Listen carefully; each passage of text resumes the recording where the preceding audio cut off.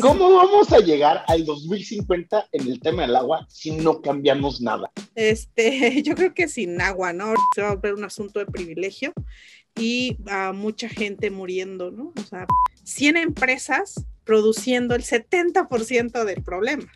Pues la mayor parte de la población en extrema pobreza que menos ha contribuido a este cochinero va a sufrir los efectos de este problema más. Y entonces da muchísimo coraje. O sea, yo creo que en unos 100 años vamos a pensar, estábamos pero mensos de pensar que un bien como el agua se vende en botella. La industria militar de Estados Unidos lanza no sé cuántos millones de toneladas de CO2 a la atmósfera cada año y tú estás como pendejo no usando bolsas de plástico. Lo resume una muy buena frase, ¿no? Que dice, no es sequía, es saqueo. Está muy relacionado el agua con la justicia social. No puede, no puede estar disociado. Es fundamental la justicia social y los derechos humanos. Sin agua no hay manera, no se puede.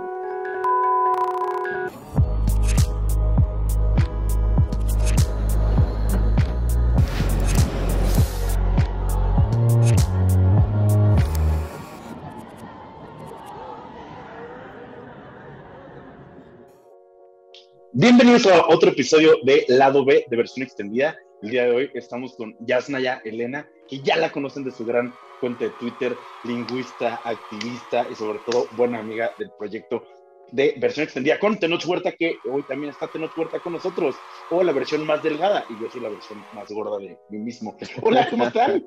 ¿Cómo estás, Yasnaya? La versión no extendida de Tenoch. La versión... Pancho es la versión extendida de sí mismo. Pues bueno, esto se va a poner bueno. Y eso que el tema no está tan chido.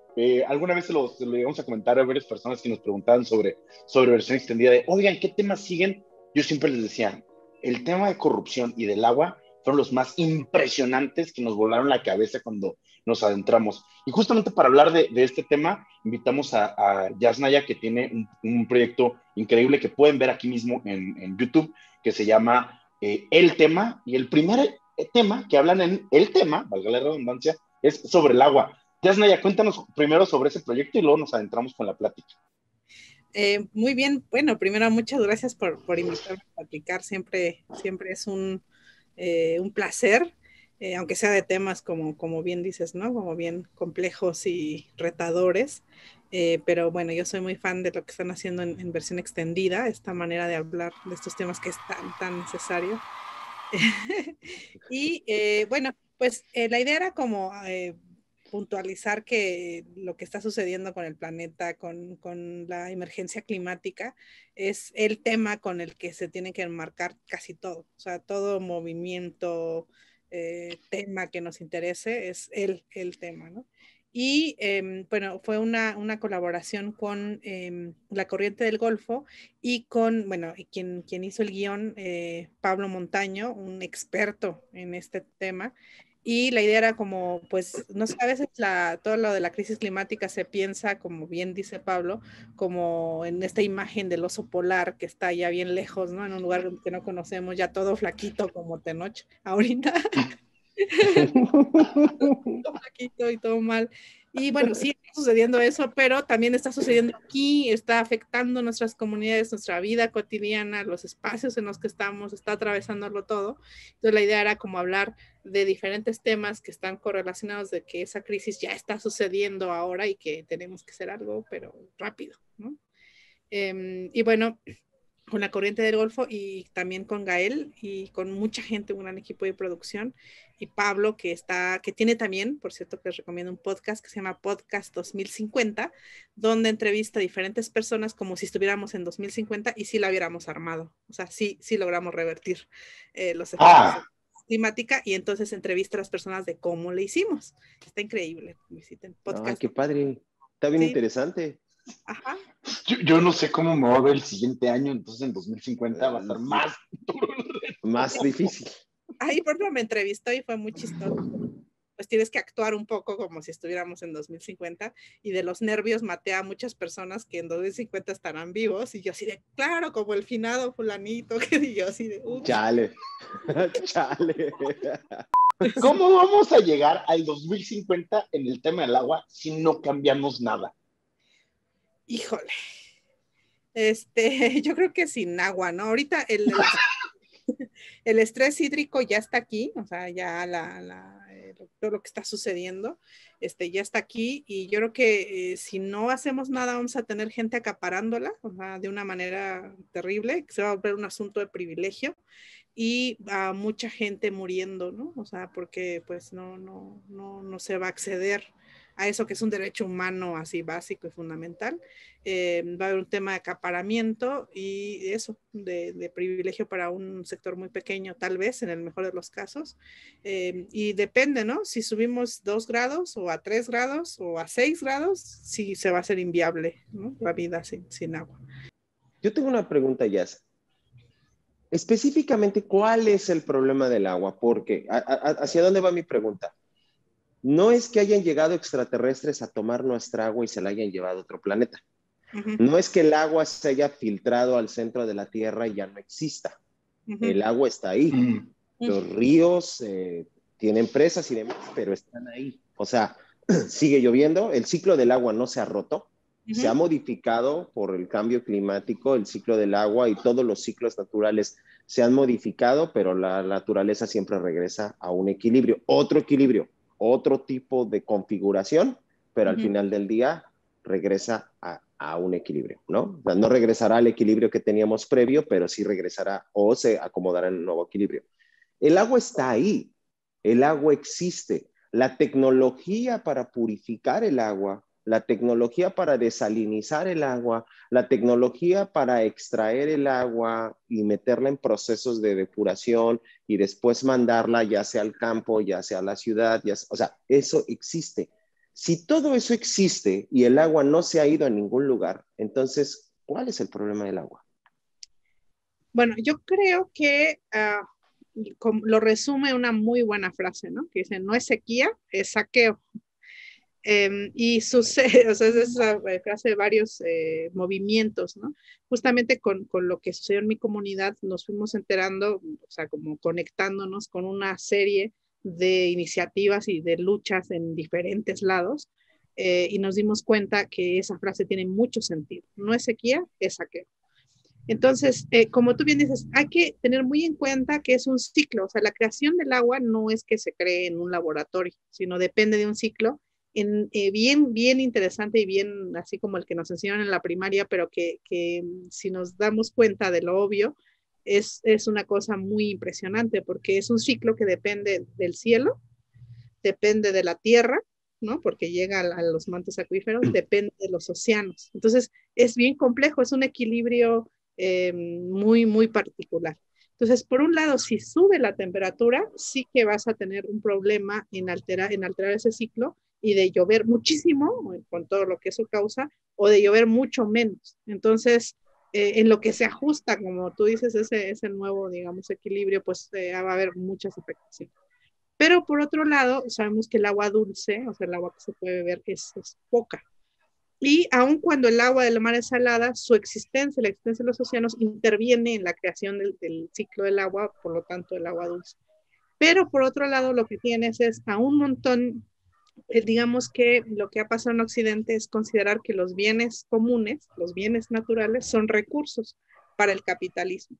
Entonces, si el agua, cuando a ti te venden, que es una cosa muy, o sea, yo creo que en unos 100 años vamos a pensar, estábamos pero mensos de pensar que un bien como el agua se vende en botellas. Es como si pensáramos que el oxígeno te lo van a vender en botellas, que ya está sucediendo. Otra vez estuve en la Ciudad de México, y en la Ciudad de México había unos jardines así como muy bonitos, donde pagas una entrada para tener aire puro, oxígeno puro, y puedes estar ahí media hora, una hora, o sea, ya. Entonces, tienes un bien común, o sea, nadie creó el agua en un laboratorio, o sea, no está manufacturada, y la embotellan y te dicen, no, bueno, lo que te vendo es en realidad la botella, la transportación y que la purifiqué. pero en realidad, si tú ves el dinero, cuánto está costando, te están vendiendo algo que es de todos, o sea, nadie creó el agua y algún listillo agarró, o sea, estas empresas agarró el agua y la está vendiendo. Entonces, no sé, o sea, lo que está pasando con Bonafont, con los pueblos que están resistiendo, que se está chupando, o sea, llegan, se chupan todo el agua y luego esas empresas se van y dejan a las comunidades sin agua. O también lo que ha pasado para las refresqueras, las cerveceras, ¿no? O sea, cuánto para además hacer productos que te enferman, cuántos litros de agua necesitas en todo el ciclo para generar una botella de refresco, ¿no? Entonces hay un acaparamiento porque el agua se ha vuelto mercancía. Entonces, en ese sentido, bueno, para responderlo rápido, no es sequía, es saqueo, pero también es sequía, ¿no? Yo creo que también hay que considerar eso, pero sobre todo es saqueo. Y entonces, digamos que es como bien dices, el tomar un recurso natural como recurso de capital, en lugar de el río o el agua, entenderlo como una entidad que tiene una existencia y un derecho a la existencia por sí misma, entenderlo entonces como una materia prima para construcción o para consumo. Entonces, estamos hablando que más bien es el ciclo económico y el esquema mercantiliza, ¿no? Se mercantiliza algo que se está necesitamos. mercantilizando. Exactamente. Entonces, podríamos decir que entonces el problema del agua es un problema de privatización del agua, de privatización de los mantos acuíferos y de privatización para fines de venta de un recurso que tendría que ser disponible para todo el mundo. ¿Es a eso a lo que te refieres? Totalmente, es decir, es un derecho humano porque o sea, para tener los mínimos vitales, para poder existir, somos como los hongos, el planeta, la sangre, nosotros un gran porcentaje somos agua. Entonces no se puede existir sin agua y eso convertirlo en mercancía. O sea, es decir, en el momento que se pasa a ser una traducción, se hace una traducción, ¿no? De ser un bien común, porque nadie lo manufactura, o sea, no puede decir, Tenoch Huerta inventó el agua y la va a vender porque de su ingenio, miren qué grandioso producto. O sea, eso nunca sucedió. Okay. Sí, no, ni Me siquiera suena, no dice Tenoch, pero me suena. ¿Alguien ha querido vender agua? Ok. Sí, es como la luz del sol, ¿de quién es? No, pues de nadie, ¿no? De todo mundo. Y ahora te voy a embotellar rayitos de luz y te lo va a vender. Es absurdo, es como si todos hubiéramos construido, no sé, una casa fuera de todos y de pronto ya no, ¿por qué? Porque sí, porque tú fuiste el listillo que decidió que lo puede vender. Y claro, eso es lo terrible, que lamentablemente, y hay que decirlo, instituciones como Conagua han permitido concesiones leoninas terribles que están violentando el derecho humano al agua de las personas, ¿no? Y también la agroindustria, ¿no? O sea, la agroindustria que necesita una cantidad, o sea, ¿por qué hay? La otra vez estaba volando sobre la península de México, de la península de Baja California, en medio del desierto vas a tener mares de plástico digamos, de invernaderos. ¿Cómo riegas ahí para sacar berries? O sea, para que lo puedas exportar y tener berries todo el año en el súper. También el hecho que no estemos comiendo conforme a las estaciones demanda una cantidad de agua. Pastizales para las reses, para la carne, o sea, todo lo que se usa agua que se vuelve mercancía, ¿no? Es como, sí, en vender algo que es de todos. Y yo decía, es tan absurdo como eso, que te vendan oxígeno, pero ya está sucediendo. ¿Cuál es la solución? Porque yo entiendo que en algún momento, cuando hace bastantes décadas en este país, cuando se estaba pensando en un país que se podría industrializar y generar riqueza y generar mejores condiciones de vida, o por lo menos esa era la idea para la mayoría de la gente, el Estado toma posesión y toma control sobre los recursos hídricos del país, ¿no? Tanto los mares como los ríos, como lagos y demás. O sea, tanto el agua dulce como el agua salada y todos los permisos de explotación de la misma. El Estado las toma. Y luego, ahora, el Estado, a su porque la gente que trabaja en el gobierno, pues son en realidad el primo que se metió a la política del dueño de la empresa. O sea, es una élite ahí que está insertada, que está en todas las áreas, desde el arte, la academia, la política, los negocios, en todas las áreas están miembros de las mismas familias y de la misma élite. Entonces, este gobierno que toma posesión y control de los recursos hidráulicos, ahora se los está regresando, literal, se los está dando a sus primos. ¿Cuál es la solución? O sea, que el Estado sea el que tiene, el que regule la explotación del agua y que haya unas mejores reglas operativas, que sea la gente desde los pueblos, por ejemplo, las comunidades donde se encuentra el ojo de agua y todos los lugares y todos los pueblos sobre los que corre el río vayan teniendo control, o simplemente dejarlo y digamos que la naturaleza haga lo suyo, pensando en las naciones-estado en las que ahora vivimos, ¿no? En los estados nacionales, donde ya no es digamos, ya no somos comunidades o ciudades-estado o lo que fuera como la Edad Media, por ejemplo, sino ya vivimos en estados. Entonces, ¿cuál sería la idea o cuál sería la solución? ¿A quién se le tendría que dejar el control de los recursos hidráulicos y bajo qué reglas? Híjole, estás así como ahí. Eso es una provocación, Tenuch. Ya sé. Porque yo te voy a responder. Ya sé. Pero siempre pienso en como, bueno, es una cosa es la utopía y otra es como, bueno, ¿qué hacemos ahorita, no? Hay muy buenas propuestas. Yo no soy experta en toda la parte legal, pero justamente por todo este proceso empezamos a ver.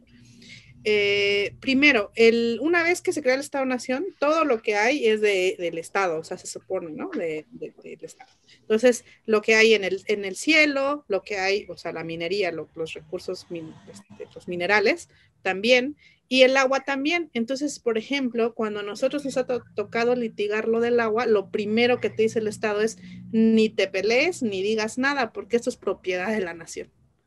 Eso es una cosa bien ambigua, ¿no? Que es propia de la nación, que es la nación, etc. Pero sí se le da concesiones a empresas que te van a vender agua, que van a explotar para cosas como refresco o para fracking también. También se usa el agua para fracking. Sí. Desde pueblos indígenas, dado que preexistimos al Estado mexicano, o sea, mi pueblo lleva siendo comunidad y con su asamblea y tal, pues más de, o sea, siglos antes, por lo menos un siglo y medio antes de que se creara México. Entonces, las leyes dicen, las nuevas leyes que reconocen esto, dicen, bueno, es que no es propiedad de la nación, sino resulta que es propiedad del pueblo mije, ¿no? Es una propiedad colectiva, además del pueblo mije, porque mantiene los bosques y porque lo necesita, pues los pueblos mijes nos asentamos cerca de ojos de agua por obvias razones. Y la relación que se tiene con el agua, por más que digan que es folclórica y pachamamesca, y ya saben, New Age, o sea, como que lo ven así como pero desarrollar un tren Maya en Tulum no lo es. No lo es, ni poner ahí un aeropuerto, ni usar agua para fracking. Eso no es Pachamama. Vas a eso... ir a Tulum, no es Pachamama. No, ajá, eso es de millonarios. Ajá. O sea, pensamiento mágico, ¿no? Pero en ese pensamiento mágico está una clave de otro tipo, o sea, no es pensamiento mágico, resulta que es una buena idea, porque se mantienen mejor esos mantos y se cuida el bosque y etcétera. Entonces, yo creo que hay, en ese caso, yo en el caso de pueblos indígenas, ni siquiera lo discutiría. Esa gestión la tienen que tener quienes la han tenido desde antes, siquiera que se soñara con un país llamado México. O sea, tenemos que, y mucha gente ha muerto, o sea, esa es la defensa de los ríos, del agua contra las presas, han inundado comunidades indígenas, desplazado enteras en el siglo XX para quitar territorio para los megaproyectos del Estado, entre ellos los que tienen que ver con recursos hídricos. Entonces ahí yo ni lo pensaría, pero también entiendo que en las leyes que se están planteando, las nuevas leyes para el Estado, es que se privilegie el derecho humano y que pueda haber gestiones colectivas del agua, ¿no? Y creo que ahí ¿A qué se refiere eso? En que pueda haber entidades colectivas que puedan decir, nosotros vamos a tener la administración de esta cuenca o de este lago o de esta fuente de agua.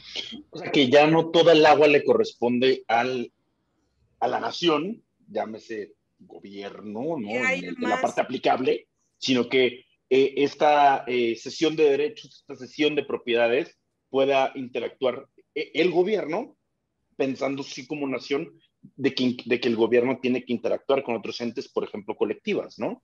Exacto, con entidades colectivas y que la sociedad civil, bueno, nosotros acá decimos entidades colectivas porque llevamos mucho tiempo en comunidades, pero hay otras entidades colectivas que dentro del Estado les llaman sociedad civil, ¿no? Que puedan estar teniendo más su opinión más participativa, que no solo sea el marco, porque al final, como bien dijo Tenoch, o sea, no podemos escapar del marco del Estado porque pues... Vivimos en el Estado. Porque pues está impuesto, o sea, no es que quieras, ¿no? O sea, y aunque la cola sea de oro, pues no deja de ser prisión, o sea, ahí estamos. Y aunque sea de agua, no deja de ser. Y pues ahí estamos, entonces se le va a tener que exigir por lo menos el no, o sea, concede que esto lo voy a, que es una propiedad colectiva, porque además el Estado no entiende, y a mí me ha pasado directamente con los funcionarios del agua, o sea, si tú llegas y a un funcionario del agua le dices, oye, para nosotros esta fuente de agua tiene este significado ritual, para nosotros significa esto el agua, hay una serie de narrativas sociales que dicen que es el agua, no te entiende, porque eso trae pensamiento mágico. Entonces le tienes que hablar en términos de derecho positivo y decirle, es un derecho humano al agua, y solo así te entiende. O sea, no hay un choque en la narrativa del bien común y verlo como recurso. O sea, ver el agua como bien natural o verlo como recurso natural. O sea, eso cambia, por más que sea hablen de derechos humanos, lo siguen viendo como un recurso natural, un recurso, un insumo para. Eso no vamos a poder cambiarlo, porque esa es la mentalidad con la que fue hecho el Estado, una tradición occidental de pensamiento. Pero si lo vemos como un derecho humano dentro del derecho positivo, si gustan, yo creo que se puede ver una gestión que privilegie no el negocio, no el saqueo, no la privatización, sino el derecho de todas las personas para una vida digna, básica, el acceso al agua, porque no solo es que haya agua, que llueva, tiene que ser suficiente, potable, asequible y accesible. O sea, hay unos parámetros para que se cumpla ese derecho humano al agua, porque si no sería, pues mira, ya llueve ácida, ya tienes agua. No, claro. Es agua, please, no. Pero también, o sea, verlo en relación con otras cosas, porque si bien una gran parte del problema sí es el saqueo, no podemos negar la sequía, o sea, el estrés hídrico, el subir la temperatura del planeta, por lo tanto, lo que se haga con los combustibles fósiles va a impactar también en el agua. O sea, es difícil hablar algo en la naturaleza, en cortar absolutos agua, y separarlo de un sistemota natural que es toda la naturaleza. Entonces, sí, es como en el rebote, lo que sucede con la alimentación y la agroindustria, lo que sucede con el fracking, lo que sucede con la temperatura del planeta, todo va a implicar, va a afectar.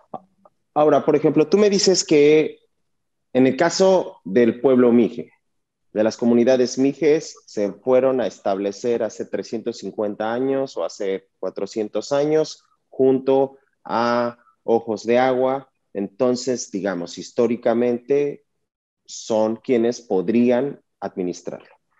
Ahora, yo iba mucho a un temazcal que está en un ojo de agua en Lomas Verdes, en todavía partes que son cerros que no han estado, que todavía no habitan, y en estos cerritos hay un ojo de agua. Por ejemplo, ¿quién tendría que administrar ese ojo de agua? Porque no se empezaron a construir colonias irregulares alrededor de las cañadas, pero no es que hayan sido personas que hayan estado ahí desde siempre. Son colonias que se acaban de crear desde la precariedad incluso.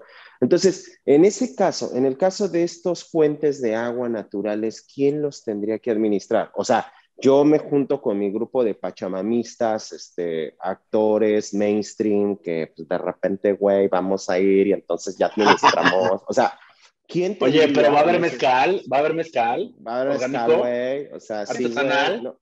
O sea, hacemos yoga, temazcal y le bailamos danzas australianas, ¿no? Entonces, el punto es, entiendo que en el caso, por ejemplo, de Ayutla, en el caso de muchos pueblos mijes y de muchas comunidades en toda la América Latina, han estado ahí desde siempre. Pero en otros casos donde los ojos de agua no pertenecían o no se hallaban en territorios de estas comunidades, ¿quién los podría administrar? ¿Quién tendría qué? Bueno, todos se hallaban en territorios de estas comunidades, ¿eh? Bueno, evidentemente sí. Nos ganó el colonialismo, Tenoch. Me ganó bien macizo, bien macizo. O sea, hace 350 años se establecieron las comunidades como comunidades, pero la población mija está ahí desde hace mucho más, ¿no? O sea, miles de años. Pero yo ahí lo que creo, pero entiendo el punto, ¿no? Es que ahí creo que tendríamos que privilegiar, y depende de cada caso, o sea, si piensas en este ojo de agua al que ibas tú, yo más bien lo que haría, ¿no? Es preguntar quiénes están, ¿no? O sea, ¿qué asentamientos irregulares están? ¿Por qué son irregulares? ¿En qué condiciones están? ¿Y cuáles son los mínimos que necesitamos para, uno, mantener que ese ojo de agua siga, porque la otra es que se seque, y ver cómo lo vamos a aprovechar y en un aprovechamiento, digamos, cíclico que mantenga, porque para que esté ese ojo de agua necesitas los bosques, ¿no? Necesitas varias cosas. Entonces, ¿cómo vamos a relacionarnos con ese ojo de agua para también que no lo acapare el campo de golf de tus amigos cerca del Temazcal y que no se privilegie a la población que está ahí? Entonces, yo creo que vamos a tener que platicar entre los del golf, entre el Estado, quien esté regulando, ¿no? Y esté dando la concesión al campo de golf mientras carecen de agua los niños de la colonia irregular. O sea, yo creo que se tiene que privilegiar el derecho humano al agua primero antes que el del campo de golf. Y ahí pues tendrías que tener otra reglamentación del Estado para privilegiar eso, que eso es lo que no está sucediendo, ¿no? Ahora, hay otro tema también que yo veo que a mí me parece bastante preocupante, que es esta onda de los seres humanos somos el virus y la plaga que están acabando con el planeta, pero entonces yo volteo a ver, por ejemplo, Ayutla, volteo a ver los pueblos que viven en la Baja cuenca California, del Chihuahua. Amazonas. No, la banda que vive, por ejemplo, en la cuenca del Amazonas, que no tiene, o sea, el impacto ecológico, no tengo el dato, pero supongo que si han vivido ahí durante miles de años y la selva amazónica seguía tan boyante, pues quiere decir que su impacto ecológico era mínimo. Entonces, cuando metemos a toda la gente y a toda la humanidad en todos somos un virus, somos un cáncer y tenemos que extinguirnos, a mí me parece muy injusto porque es así como, oye, güey, mi hija tiene 8 años, cabrón. O sea, tampoco es que mi hija se haya pasado de lanza. Sí, ¿no? O sea, no se ha pasado de lanza con nadie. Tengo una de 1 año, o sea, esa morrita, qué pedo, ¿no? O sea, por ejemplo, hablando de estos pueblos que se han asentado y que han vivido en armonía con la naturaleza, me parece muy injusto. Entonces, incluso los habitantes de la ciudad, por ejemplo, pues yo me baño en 5 minutos, yo me enjuago, me mojo, me cierro la llave, me tallo, me quito el jabón y vámonos para afuera, ¿no? Entonces trato tengo un filtro de agua en lugar de estar comprando garrafones, en fin, yo hago lo mío, pero ni siquiera, o sea, lo hago porque me parece lo más sensato. Pero eso no va pero eso no va a cambiar nada. Ajá, como impactarían las cerveceras, la refresquera, la industria textil. Exacto, o sea, que yo no pida popotes en los tacos al pastor, no va a hacer que todos los químicos que se vierten al océano de la industria disminuyan. O sea, por ahí vi un meme buenísimo que decía, la industria armamentista, la industria militar de Estados Unidos lanza no sé cuántos millones de toneladas de CO2 a la atmósfera cada año y tú estás como pendejo no usando bolsas de plástico. No quiere decir que las tengas que usar, qué bueno que no las usas, pero es como, güey, nos están aventando a nosotros la culpa, le están metiendo en el mismo saco a toda la humanidad, es un virus. ¿Quién es el virus? Sí, no, no se sostiene ese argumento por ningún lado, ¿no? En esto ahí conociendo un poco los movimientos ambientalistas, sobre todo más de corte occidental, porque yo insisto en que para nosotros aquí en México, sobre todo, el ambientalismo se pronuncia defensa del territorio y llevamos 500 años en eso. Pero es digamos, otra tradición, ¿no? Pero ahí te encuentras de todo, te encuentras gente que es ecofascista, que es justamente esta postura que tú dices. El problema es que somos muchísimos, ¿no? Y los pobres se reproducen más, entonces, como somos muchos, se reproducen más, si tienes hijos, eres totalmente antiecológico y estás dándole la torre y somos un virus y hay que desaparecernos. Entonces, estas posturas ecofascistas muy de derecha, pero también te encuentras a los del capitalismo verde, que lo que dicen es, pues no dejemos de consumir, más bien vamos a buscar otras opciones de energía, pero entonces si el petróleo causa problemas, ahora vamos con la parte nuclear, con todos los problemas que eso tiene, ¿no? Es todo menos dejar de consumir, ¿eh? O sea, todo menos de que decrezca el capitalismo, haremos de todo. Entonces, entre el ecofascismo y los capitalistas verdes, pues es muy conveniente decir que el problema somos de todos y por igual, y sobre todo pues quienes se reproducen más, ¿no? En América Latina, que siguen usando sus popotes y demás, y entonces tienen muchos hijos y pues no hay recurso que alcance, ¿no?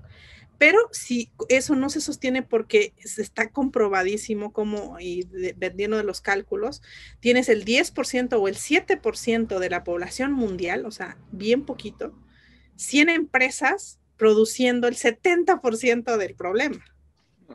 O sea, no hay manera. Ellos son súper poquitos, ya tienen control de natalidad y aún así son los más responsables. O sea, es impresionante. Entonces, no es igual. No creo que sea la humanidad como tal, sino es el capitalismo y lo tenemos que decir claramente así. Entonces, en la tradición occidental se aman el racionalismo. Nosotros somos primitivos y de pensamiento mágico, ¿no? Pero ellos son, su tradición racionalista y la filosofía y la lógica es fundamental. Pero están haciendo algo totalmente irracional e ilógico en su propia tradición, que es no puedes crecer ad infinitum económicamente cuando para la economía al final necesitas lo que ellos llaman recursos naturales cuando es limitado. O sea, es ilógico querer crecer ilimitadamente con recursos, con un planeta finito. Pero eso es lo que no quieren soltar.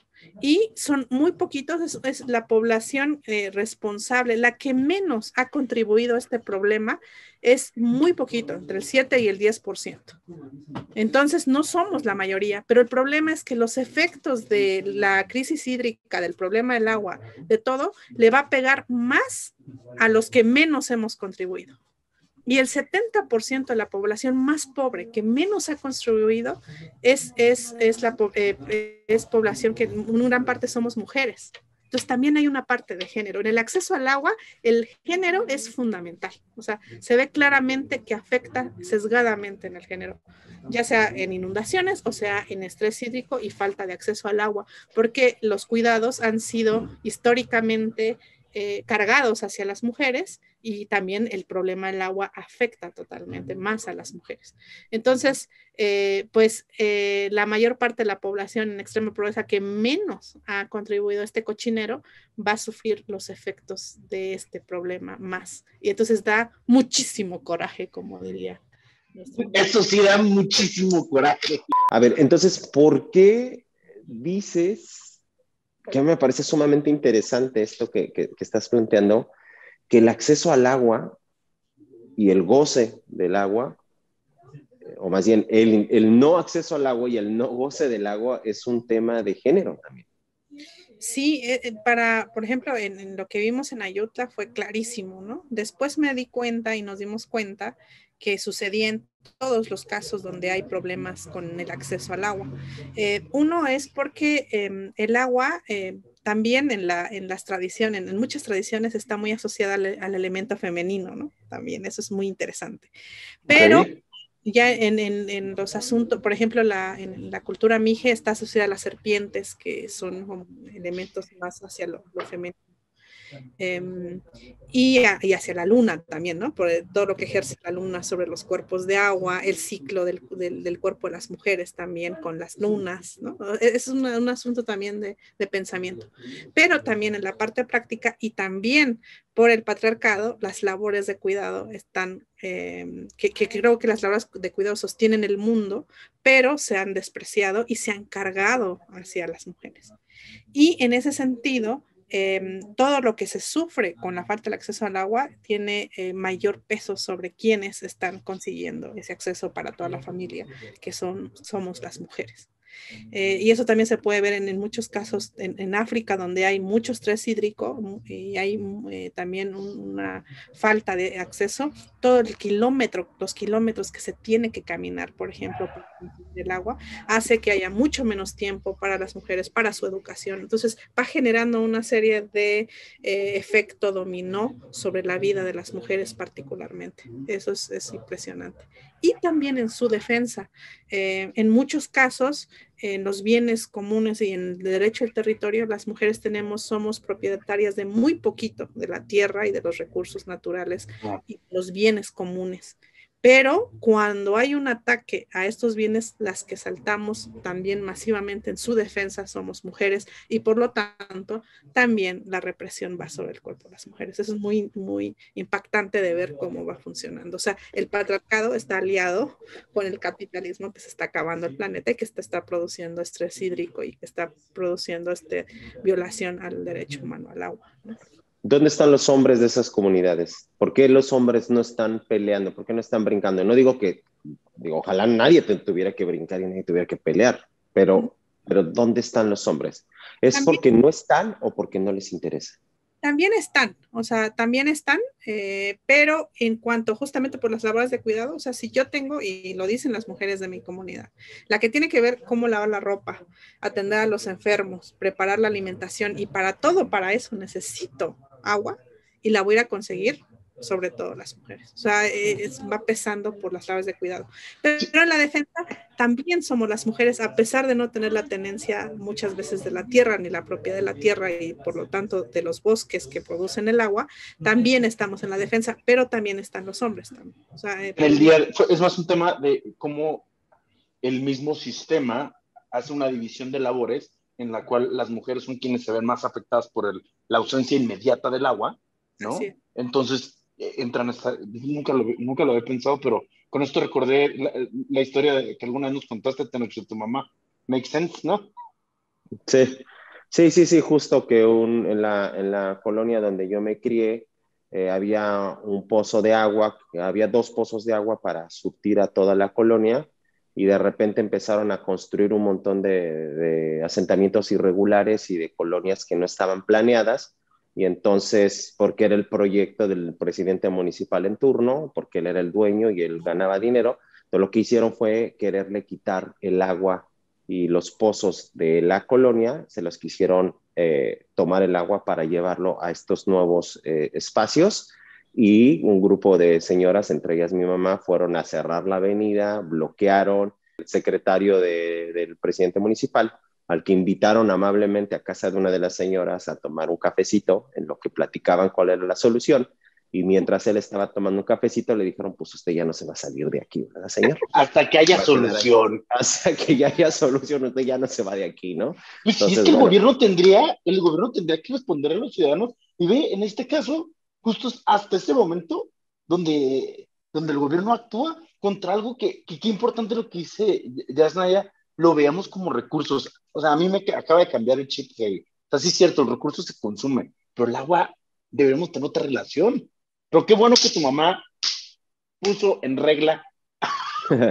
No, y sobre todo, pero por ejemplo, eso que es en un contexto urbano, o sea, en realidad bastó con que cerraran una avenida y invitaran un tipo a tomar cafecito durante 3 o 4 horas, y entonces ya tuvieron un acuerdo.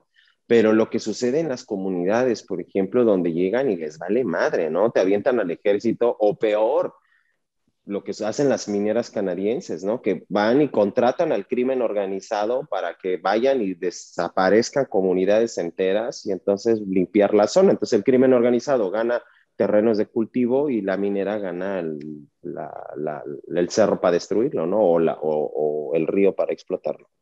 Y que estas mineras tienen capital de todo el mundo, ¿eh? Resulta que varias tienen capital mexicano también. Es decir, es como que el capital es internacional, ¿no? Y eso es bien, bien fuerte. Pero esto que dices, o sea, eso que hizo tu mamá es una estrategia de las mujeres históricamente. O sea, ha pasado también en mi comunidad, en otras comunidades, como de lo invitamos a comer una barbacoa, ¿no? Como que la puerta está abierta, pero aquí... Yo llego, sin preguntar también. Yo Vamos. En Magdalena Titipa, que también el agua, o sea, puede haber agua, como dice esta noche, pero que puede estar ya contaminada por la minera que necesita químicos para separar los minerales y manda, el agua se contamina. Entonces sí hay, pero está contaminada. Lo que pasó en Magdalena Titipac, en Oaxaca, que fueron las mujeres las que estaban haciendo tlayudas para vender, y ya no podían vender porque la gente empezó a saber que el agua con la que se hacían estaba contaminada y estaba afectando la salud de sus familias. Entonces, aunque las mujeres fueron a poner el cuerpo para evitar que en la minera llegaran la maquinaria. Entonces, aun cuando las mujeres, el Estado no nos reconoce muchas veces ni como posesionarias, ni como propietarias de tierra, ni como tal, en la defensa estamos ahí y las primeras afectadas por las labores de cuidado somos las mujeres. O sea, y inmediatamente quien va a ver que su hijo no puede tomar agua o está enfermo porque el agua está contaminada, van a ser las mujeres. Claro. Patriarcado y capitalismo y colonialismo están pero bien uniditos en todo este proceso. Ahora, la siguiente pregunta, y justo creo que se liga, es esta idea que tiene la gente y la defensa que hace toda la banda que no, o sea, no tiene ni siquiera pensión, no tiene ni siquiera un contrato de trabajo, pero salen a defender a los millonarios diciendo, es que esas 100 empresas son las que crearon toda la riqueza y ellos nos dan trabajo a todos. Ellos son los que mueven la economía y gracias a ellos es que todos comemos.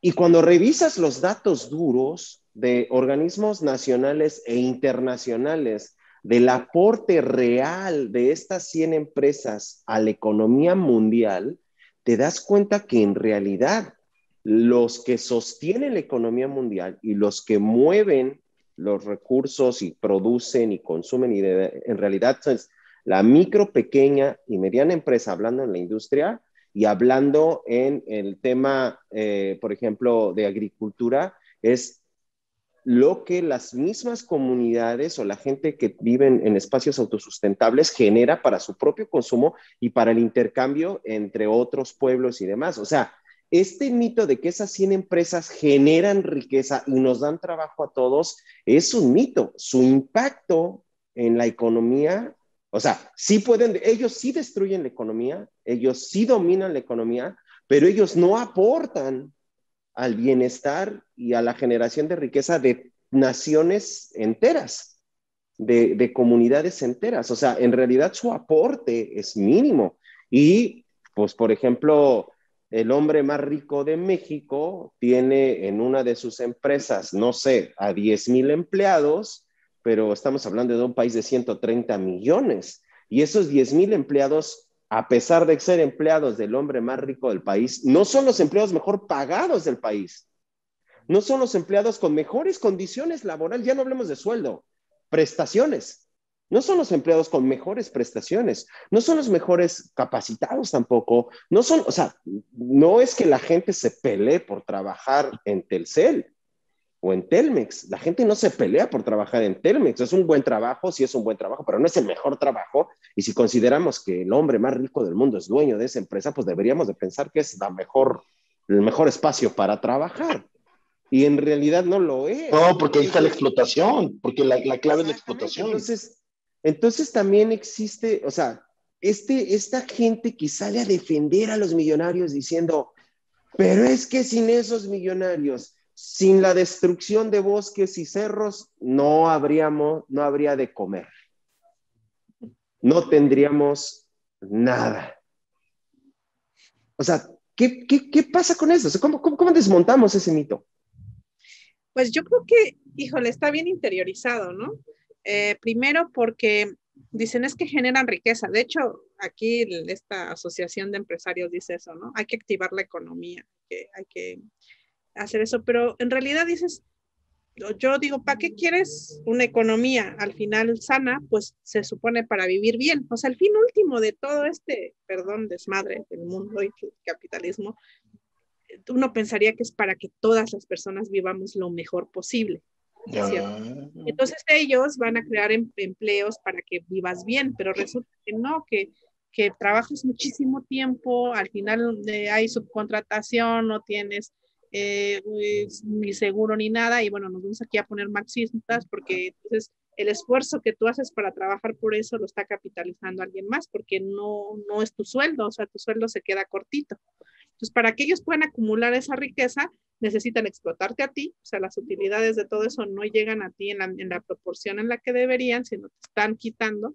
Y además, como ya lo ha dicho feministas como Silvia Federici, para que tú vayas a trabajar a Telcel, no sé, de esas 8 horas, como dices, o a una empresa, alguien tiene que cuidar tus hijos, alguien tiene que mantenerte que comas y que estés sano, pero ese trabajo no se paga, es el trabajo de las mujeres, el que explota también esa empresa, pero que no paga, porque el capital ha puesto su mirada sobre el varón, es el asalariado, pero para que él se mantenga, hay toda una estructura familiar que lo mantiene en condiciones de ser explotado. Entonces, ahí está explotando tu cuerpo, el de tu familia, el de tu esposa o el de tu pareja, el de tu núcleo familiar para mandarte a ti en buen estado, comido, alimentado, con ropa limpia, etcétera, a trabajar. Ese trabajo no se paga, entonces hay una explotación de la tierra y de los cuerpos, y en particular el cuerpo de las mujeres. Entonces, para que ese sistema, entonces no está generando bienestar. ¿Para qué quieres esa economía y esos empleos? La única manera de vivir bien es tener un empleo. Esa es la única opción que tenemos para tener una vida digna. ¿Qué es una vida digna? Es donde puedas tener un buen desarrollo psicológico, pero puedas tener alimentación, puedas tener agua, hablando de agua, que es fundamental, que puedas tener agua, que puedas tener desarrollar una parte artística o intelectual también, ¿no? Que tengas tiempo sensible para crear, como esta parte más de la expresión, ¿no? Estética que tenemos los humanos, tener para fiesta, para descansar, o sea, ¿qué es tener una buena vida? O sea, tú como Tenoch, yo como Yasnaya, que antes de morir, que habíamos dicho, tuvimos una buena vida, bueno, pues es que tuvimos alimentación, tuvimos también cariño, afecto, fiesta, arte, acceso al arte, todo eso. Para eso, la única opción es tener empleo para estas empresas, o hay otra manera. Y hay pueblos en el mundo que están diciendo, hay otras maneras, y tienen nombre, ¿no? Para muchos pueblos quechos entiendan que es el Suma Causay, para otros le llaman el buen vivir, para otros en mi Mije, por ejemplo, el ser Hotkuk, significa tener suficiente maíz, tener suficiente alimentación, pero también estar contento. O sea, es una cosa más compleja que solo tener dinero. Y en muchos pueblos, en mi caso, durante mucho tiempo el dinero no fue un factor importante para vivir bien, ¿no? Tenías todo un sistema de reconocimiento social que iba por otro lado, un acceso a la belleza, la expresión de la belleza, ¿no? Que puede ser en danza, en muchas maneras de expresión, tener cariño, reconocimiento de los demás, tener tiempo de ocio, todo eso que es buen vivir, creo que es ahí donde tenemos que llegar.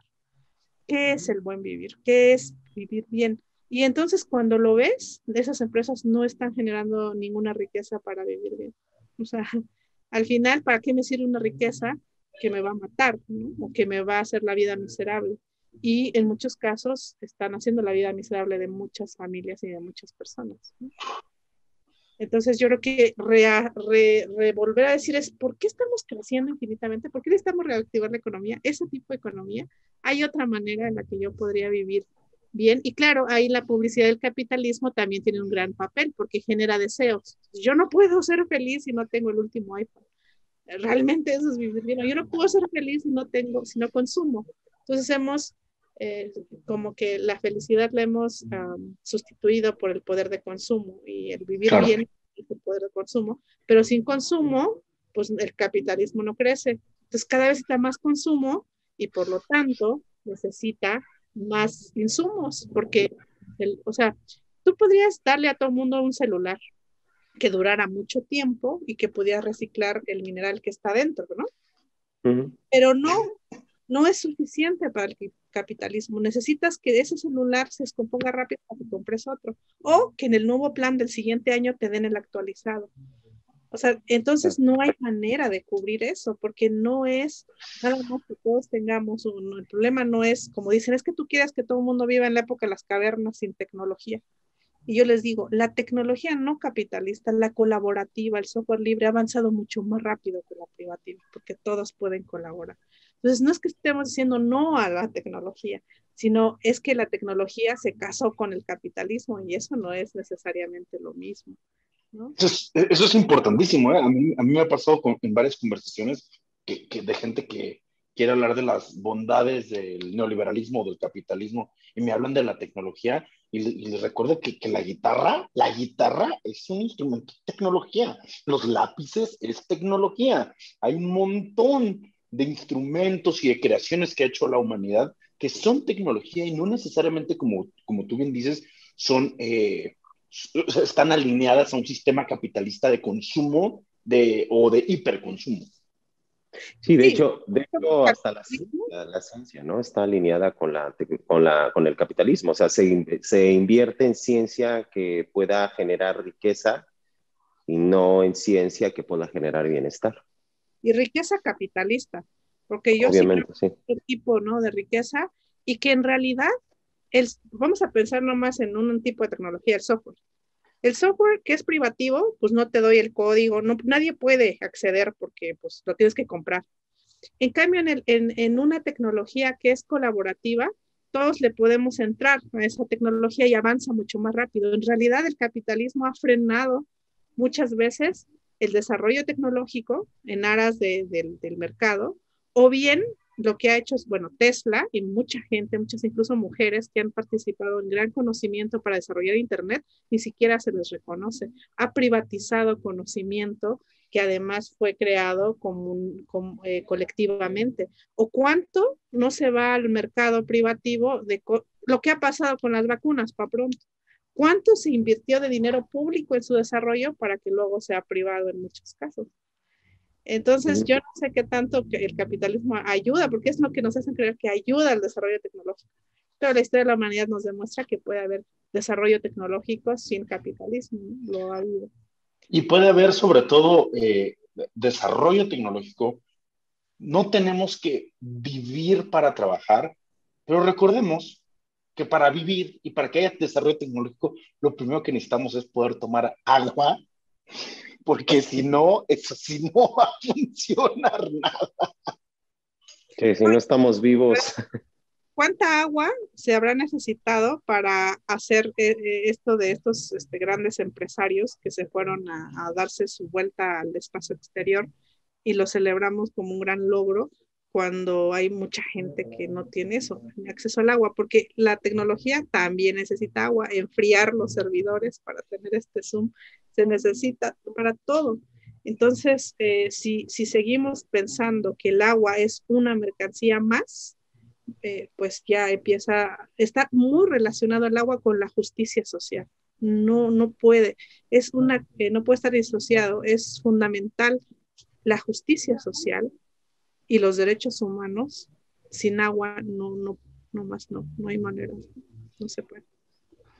Bien, Pues Yasnaya, si te parece, de noche, si te parece, con eso cerramos, porque además ya me sentí culpable de lo que está durando.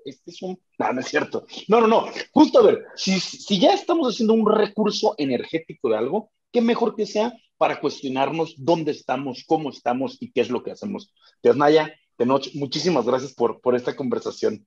muchísimas gracias, Yasnaya, de verdad. Tú sabes cuánto te admiramos, cuánto te respetamos. Personalmente, yo soy muy, muy fan, he aprendido mucho de ti.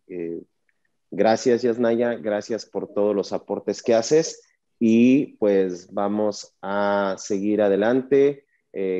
Tengamos la conciencia de que el agua es un recurso natural, pero no caigamos en la trampa retórica de poner ciertos nombres y ciertas palabras y ciertos conceptos. El agua es la sangre de la tierra, es el líquido que nos da la vida, estamos hechos de agua y tenemos que tener conciencia de que lo que le hagamos al agua nos lo estamos haciendo a nuestro propio cuerpo.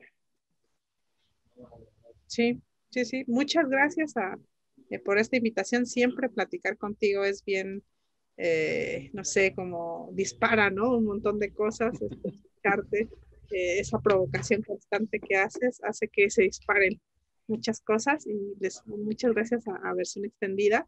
Y sí, pues pensar el agua como dentro de un sistema mucho más complejo que es el planeta, y que lo que le estamos haciendo, lo que hacemos con minería impacta en el agua, y lo que hacemos con el agua impacta en especies, porque también las especies están sufriendo estrés hídrico, ¿no? Y lo que eso impacta al aire, y impacta al océano. Lo que sucede con los corales impacta el ciclo del agua, lo que sucede con los bosques también, y lo que sucede con la minería. Entonces todo está interconectado, ¿no? Y al estar todo interconectado, tocas una parte de ese sistema y va a rebotar en todo. Y eso, ¿no? Que no somos todos, no somos ese virus, la humanidad, sino ese virus es capitalismo al final, y esta idea irracional, ¿no? De crecer ad infinitum con bienes comunes y bienes naturales finitos. Entonces, pues sí, desnaturalicemos y veamos lo absurdo que es que alguien te venda agua, y que necesitamos participar las colectividades, la sociedad civil, e impactar en esos marcos jurídicos para que se priorice el bien común sobre el mercado. Al final creo que eso es lo que está ahí, es el bien común sobre el mercado. Otra vez no es un espacio común, un campo de golf no es. El agua que necesita un campo de golf jamás va a ser más importante que el que necesite la población infantil de cualquier colonia en este país. El agua tiene que ser un bien común, no puede ser un recurso mercantilizable. Y recuerden, no siempre es sequía, normalmente es saqueo. Yasnaya, muchísimas gracias. Ahora sí. Muchísimas gracias. Muchas gracias. Recuerden, muchísimas gracias, y agua para Yutla ya. Sí, hashtag agua para Yutla. Nos vemos. Bye. Bye.